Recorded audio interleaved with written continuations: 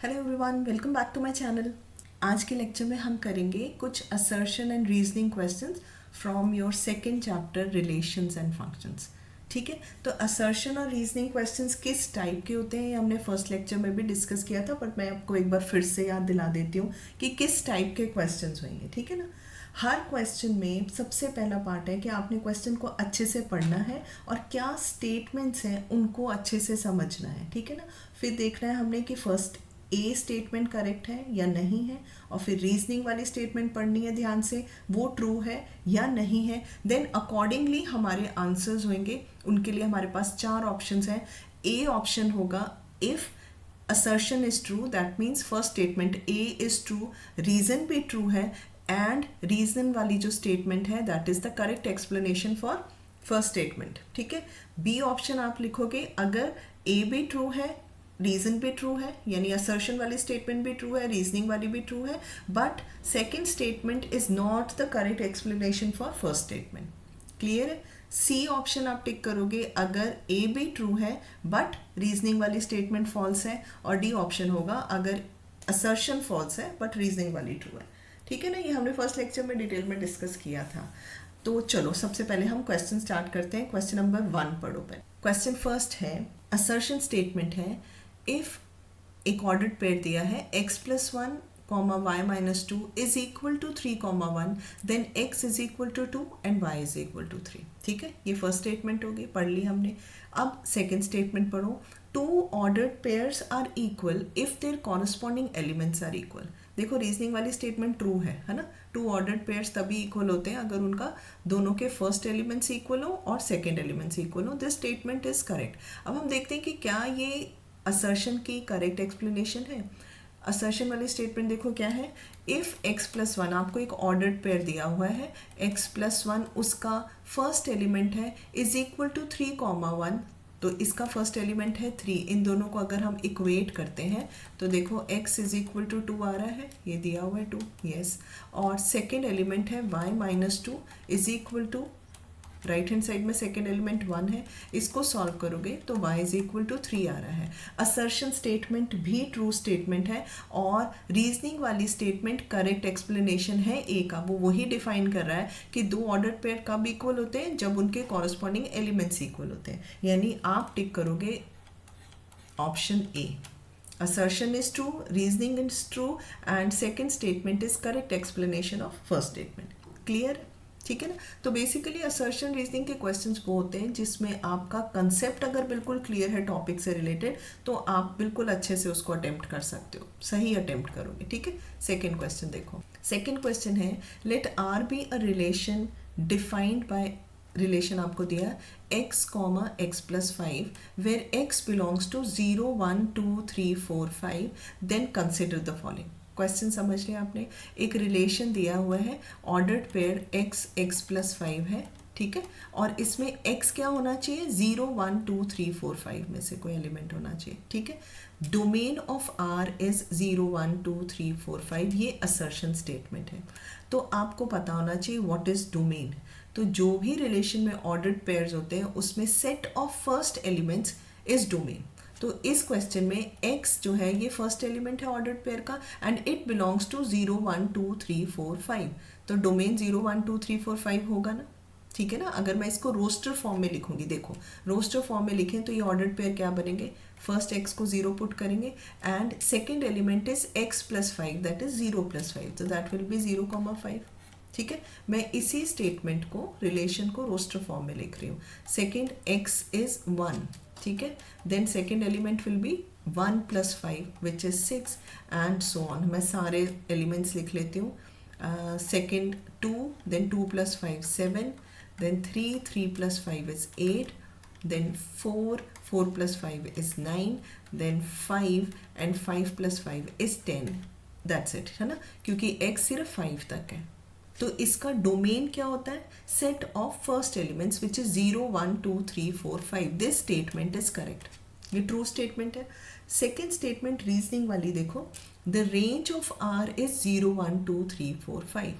तो यहाँ पे आपको क्लियर होना चाहिए what do we mean by range of relation. Range is the set of second elements of ordered pairs. तो वो क्या बन रही है यहाँ पे देखो, सेकेंड एलिमेंट्स क्या है, 5 6 7 8 9 एंड 10, ये रेंज है। जबकि यहाँ क्या दिया हुआ है, range is 0 1 2 3 4 5। This statement is false, this is true. तो कौन सा ऑप्शन है, C option. C option clearly कहता है कि assertion is true and reason false. Clear है, तो यहाँ सी ऑप्शन आप टिक करोगे। थर्ड क्वेश्चन देखो, थर्ड क्वेश्चन है if x,1 y,2 and z,1 are in A cross B, that is Cartesian product है A और B दो सेट्स का, और उसमें number of elements in set A 3 elements हैं, ठीक है, यानी cardinal number of set A is 3 and cardinal number of B is 2, that is number of elements in set B 2। Then A is equal to XYZ and B is equal to 1,2। तो सबसे पहले तो मैं ये check करूँगी कि क्या ये स्टेटमेंट ट्रू है। अब देखो इन्होंने क्या बोला है कि A एक सेट है जिसमें एलिमेंट्स हैं X, Y and Z, and B element है, सॉरी B एक सेट है जिसमें एलिमेंट्स है 1,2। तो Cartesian product A cross B क्या होगा, X1 Y1 Z1 X2 Y2 Z2, ये A क्रॉस B होगा। तो इन्होंने ये 3 एलिमेंट्स लिखे हुए हैं, A क्रॉस B में से कोई 3 ऑर्डर्ड पेयर्स लिए x,1 y,2 z,1। अब देखो ठीक है ना, A में 3 एलिमेंट्स है, दिया हुआ है, number of elements in set A 3 है, ट्रू है, number of elements in set B 1 2 है, और इस कार्टेशियन प्रोडक्ट में x,1 y,2 and z,1 belong करेंगे ना, ये तीनों ordered pairs A cross B में होंगे। यस, तो ये ट्रू स्टेटमेंट है, ठीक है ना, सारी कंडीशन सेटिस्फाई हो रही है। रीजनिंग वाला क्वेश्चन इन्होंने देखो, रीजनिंग वाली स्टेटमेंट इन्होंने दी हुई है कि नंबर ऑफ एलिमेंट्स A में अगर 3 है, number of elements set B में 2 है, तो A क्रॉस B में यानी उनके कार्टेशियन प्रोडक्ट में नंबर ऑफ एलिमेंट्स 6 होते हैं। This is also a true statement, बिल्कुल सही है ये स्टेटमेंट। लेकिन क्या ये स्टेटमेंट फर्स्ट स्टेटमेंट को एक्सप्लेन कर रही है, नहीं, सेकंड स्टेटमेंट को यूज करके मैंने फर्स्ट ने ही सॉल्व किया, दोनों इंडिपेंडेंटली ट्रू स्टेटमेंट्स हैं। क्लियर है, तो इसमें हम कौन सा ऑप्शन टिक करेंगे, बी ऑप्शन। बी ऑप्शन कहता है कि A statement is true, R statement is true, but R is not the correct explanation of A. Clear है, तो ये हम इसमें बी ऑप्शन टिक करेंगे, राइट। चलो नेक्स्ट क्वेश्चन देखो। नेक्स्ट क्वेश्चन है द डोमेन, असर्शन स्टेटमेंट है इसमें, the domain of the real function f defined by fx is equal to √x-1। इसका डोमेन क्या है, इन्होंने क्वेश्चन में दिया हुआ है स्टेटमेंट में, it is real numbers, all real numbers except 1। तो पहले हम ये चेक करते हैं कि क्या ये ट्रू स्टेटमेंट है, ठीक है। अब हम डोमेन कैसे निकालते हैं, what is domain of a function. Domain of a function क्या, कैसे डिफाइन करते हैं हम, all values of x for which f(x) is real, ठीक है ना। यानी कि इसका डोमेन अगर मुझे सॉल्व करना है तो हम कैसे करेंगे कि this x-1 it should be greater than equal to 0, ठीक है ना। -n √ is not a real number, तो हमें क्या चाहिए, x-1 should be greater than और इक्वल टू 0, तो x की वैल्यू क्या आएगी, greater than equal to 1। That is for all values of x which are greater than or equal to 1, f(x) real आएगा। तो इसका डोमेन क्या होना चाहिए, 1 से लेकर इन्फिनिटी तक कोई भी वैल्यू हो सकती है। तो this statement is a false statement. इन्होंने डोमेन क्या लिखा हुआ है, all real numbers except 1। No, हमने जब इसको सॉल्व किया तो क्या आया हमारा आंसर कि x should be greater than equal to 1, that is this is domain. तो first statement itself is false, assertion statement false है। तो हमारे चारों ऑप्शंस में सिर्फ डी ऑप्शन ऐसा है जो कहता है कि assertion is false and reasoning is true. Assertion false सिर्फ डी ऑप्शन में है। फिर भी एक बार हम चेक कर लेते हैं कि range of function defined by f(x) is equal to x-1, range इसमें क्या होगी, it is from 0 to infinity. Yes, it is true statement, ठीक है। तो इसका ऑप्शन डी करेक्ट होएगा। Clear.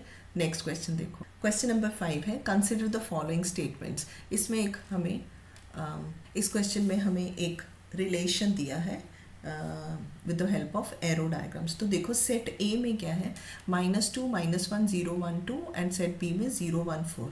-2 is related to 4, -1 is related to 1, 0 is related to 0, 1 is related to 1 and 2 is related to 4, जो मुझे एरो डायग्राम से दिख रहा है। अब असर्शन स्टेटमेंट क्या है, देखो the figure shows a relationship between sets A and B, then the relation in set builder form. इस रिलेशन को सेट बिल्डर फॉर्म में हम ऐसे लिख सकते हैं। This is our statement. अब मुझे चेक करना है कि ये ट्रू है या नहीं। तो इन्होंने क्या लिखा है, ordered pairs are x y where y is equal to x square, yes true है, and x y both belongs to natural number. अब इस रिलेशन को अगर मैं रोस्टर फॉर्म में लिखूंगी तो देखो क्या आएगा, -2 is related to 4, -2 is related to 4, 0 is related to 0, -1 is related to 1 and 1 is related to 1। तो इसमें जो x एलिमेंट्स यानी फर्स्ट एलिमेंट्स हैं और सेकेंड एलिमेंट्स हैं, इन्होंने क्या लिखा है, both belongs to natural number, no which is not true. यहाँ पे लिखा ही हुआ है where x is between -2 and 2, लेकिन -2 और -1 and 0 they are not natural numbers. Clear है ना।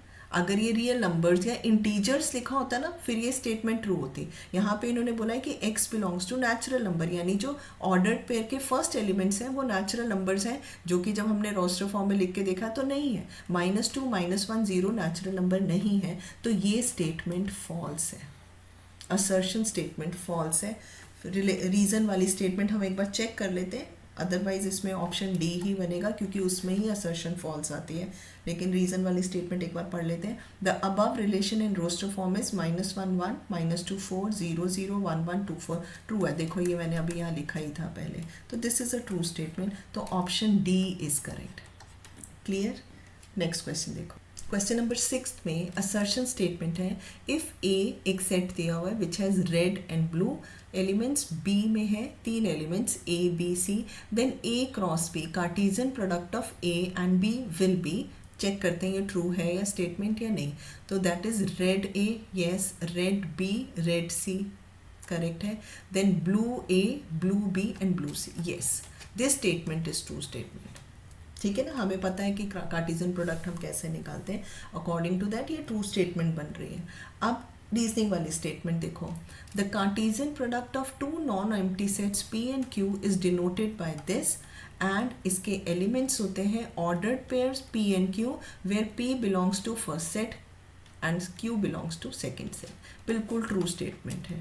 और देखो ये इसको करेक्ट एक्सप्लेन भी कर रही है। Reasoning statement is the correct explanation of assertion statement. इसी डेफिनेशन के अकॉर्डिंगली हमने ये वाला स्टेटमेंट दिया है ना, ठीक है ना। तो इसमें ऑप्शन ए आएगा। Assertion is true, reasoning is true and reasoning statement is the correct explanation of assertion. Clear है, ठीक है। तो रिलेशन फंक्शन से बहुत सारे चांसेस हैं कि अगर असर्शन रीजनिंग का क्वेश्चन आता है तो इसी टाइप का क्वेश्चन आएगा जहाँ पे आपके वो प्रॉपर कंसेप्ट्स चेक कर लेते हैं, राइट। तो ये आप अच्छे से कर लेना, okay. And don't forget to like, share and subscribe to our channel which is schoolguru.net.